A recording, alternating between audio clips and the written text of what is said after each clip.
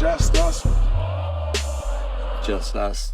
Warriors came off a victory in the first part of a back-to-back against the Phoenix Suns. We were there. We were. The energy was great. Yep. It was the first game after a loss, so we needed a win desperately. And we were in the stadium, and you could tell that everyone wanted it badly, and we got it. Yep, this final score was 118 to 107. We're now 5-3. Stars of the game were Steph Curry and Moses Moody. Mm-hmm. Steph Curry was the leading scorer despite having a cold. Yeah, and he's not playing tomorrow. That's He's what been Steve rolled Kerr out. said. Steve Kerr said that he is not going to listen to anything the doctors say. Steph needs to be rested. It's important to note that the Suns did not have their big three. Do they have three of them?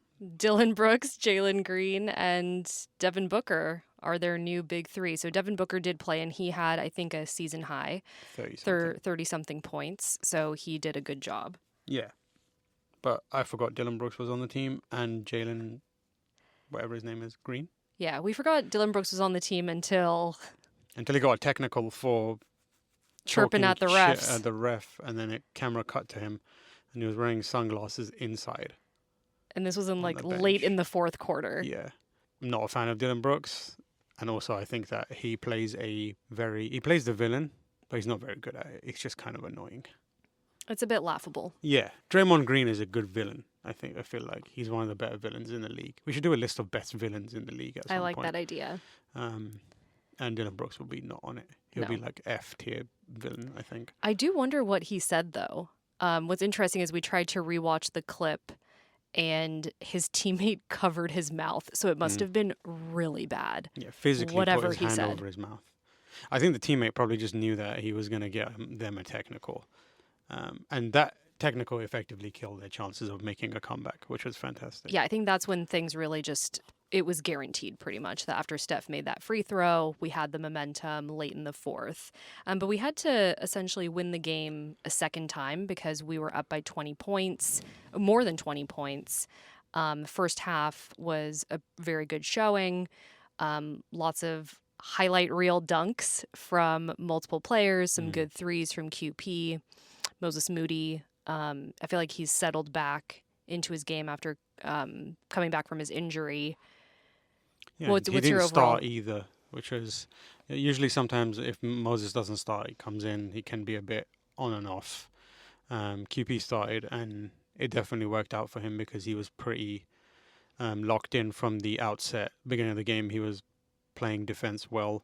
When he was open and got the ball, he hit his threes, build up some momentum. I think he was the reason why the first quarter went so well. He gave them a lot of confidence. I think shooting and scoring was a bit of an issue last game, and I think seeing a few of those go in immediately helped for sure.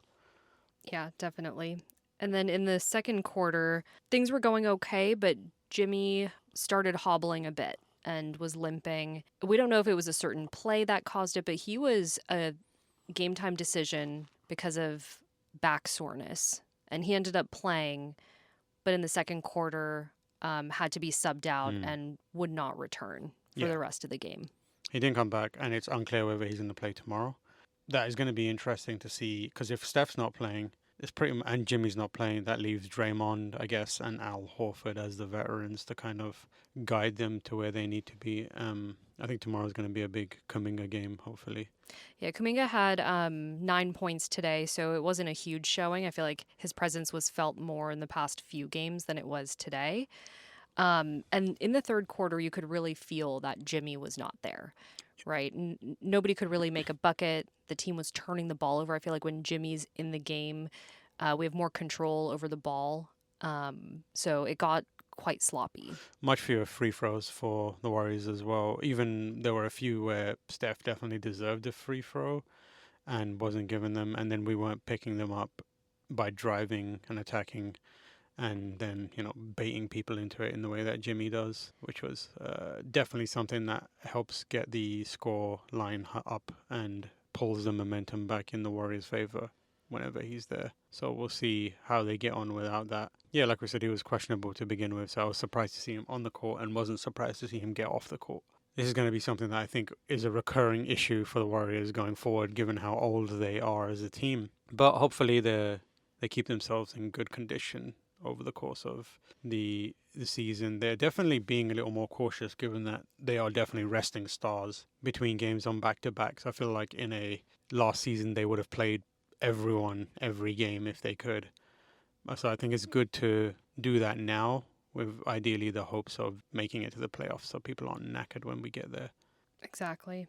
So the third quarter was a bit of a disaster. The Suns went on a 20-6 run to end the third. So it kind of felt like the game was slipping away, Yeah. similar to the last two losses that we had. Those games were on the road. This game was at home. So I feel like the crowd really got behind the team. And what happened in the fourth? The fourth is where, well, the third quarter is interesting because I feel like the Warriors were known as the team that wins it in the third quarter for a really long time. That was how they played. It feels like the story now has become, for at least for fans, the Warriors lose it in the third quarter, which is frustrating. The fourth quarter was more of a back and forth. It opened with a lot of false starts. We were struggling to score in the beginning of the fourth. And meanwhile, the Suns were getting the ball back and converting it into points way more frequently than the Warriors were. So it started to look like the gap was going to be diminished and then gone very, very quickly. But I think the rotations, they got eventually got it to a point where Pods was on, I believe, at the same time, and Kuminga and Moody were there as well. And they started getting a few buckets here and there, and that helped keep a handle on the game until the final few minutes where Dylan Brooks got the technical and then Steph got the free throws and turned a 2 point free throw play into a 3 point thanks to Dylan Brooks. So that was where it kind of felt like, okay, we're okay now. We can breathe out. Yeah, and Steph was actually subbed out with 5 minutes left. We didn't think he was going to come back. We thought he would get his rest so that he could play tomorrow, which now has been ruled out. But he ended up coming back with when there were about 3.5 minutes left because the lead was cut to single Mm. digits at that point. So things got really close towards the end of the game. Yeah, it was a break glass in case of emergency, and you pulled the Steph Curry Yeah, it was lever. like come in and try and fix this, Steph, please. Yeah. TJD was also good in the few minutes he played. His defense was better. He kind of, I believe he got a couple of lobs as well, which was nice to see. I was surprised to not see Will Richard, who has been playing really, really well recently. I expect we'll see him against Sacramento, but he didn't play much. Gee had a few minutes here and there. It felt like he was being used to give others a break. He didn't have enough time to be the energy type player that he usually is for the Warriors. I expect to see more of Gee against the Kings. It's going to be an interesting game. I think a lot of it should be a. Hopefully, it's an opportunity for the younger players to really show off what they can do and take on a veteran team that's got a lot of talent on it. Especially now that Russell Westbrook is on the Kings, they have Sabonis as well. Although I'm not sure if Sabonis is injured currently, so who knows? Maybe we'll get lucky and Sabonis will be out. Yeah, we'll find out. And there's Malik Monk is playing for them as well, right? I think so. Yeah, We'll be so back tomorrow we'll see. Well, yeah, with a we'll see recap. how that goes. I'm confident that we will win, just because it feels like the pendulum is swinging the other way. So I feel like we'll get a few unexpected wins, and then before we get into another small slump, which seems to be the way that we go. We're starting off. I feel like we're starting off better than we did last season in terms of managing expectations. Because last season we won like 12 games pretty much immediately, and it was like, oh god, we're gonna be amazing this season. And so then when the slump hit, it was really bad. Now it feels like there's a little more control. It's like ebbs and flows in a way that feels a little more normal and comfortable, which I'm okay with. But we'll see what happens tomorrow. Maybe we'll be angry tomorrow. We'll see. Probably will be, honestly. Before we go, does anyone want to know what Steph's favorite fruit is? I think, was GP2 mic'd up today? He was mic'd up. So he was He mic'd up, didn't but he play. didn't play. No, he didn't play. But always great content when GP2 is mic'd up. He asked Steph Curry what his favorite fruit is, and Steph said pineapple. Unexpected. Very unexpected. Unexpected because you can't eat too much pineapple because then you get fuzzy mouth, which happens to me a lot. What's fuzzy mouth? If you eat enough pineapples, your mouth, like the acidity will mess up the inside of your mouth, and it feels like your mouth is like got fuzz in it. I feel like that you have to eat a lot of pineapple for that to happen. I feel like if you eat half a pineapple, Who's eating half a pineapple? me.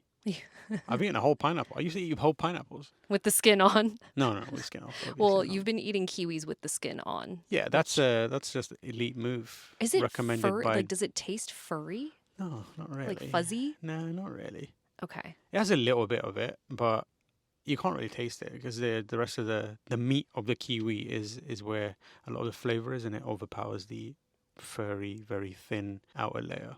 Interesting. And also, we have found out that Steph's second favorite fruit Grapes. are grapes. And then GP2 asked him a very important question, which I have asked you many times. Yeah. Frozen or not? Frozen grapes are incredible. Frozen grapes are really good. Yeah, so I've been eating frozen grapes for a What really did long Steph say? time. Did he say frozen or not? I think he was like, I'm out of here. This kid's Yeah, this annoying is, me. yeah, this is like, let's talk basketball, not Yeah, fruit. yeah. But there you go. If you want to be like Steph Curry, shoot 500 shots a day for 20 years and eat pineapples. Yeah, it's as easy as that. Easy, easy. Super easy. All right, well, we'll catch you all tomorrow. Just us on three. 1, 2, 3. Just Just us. us.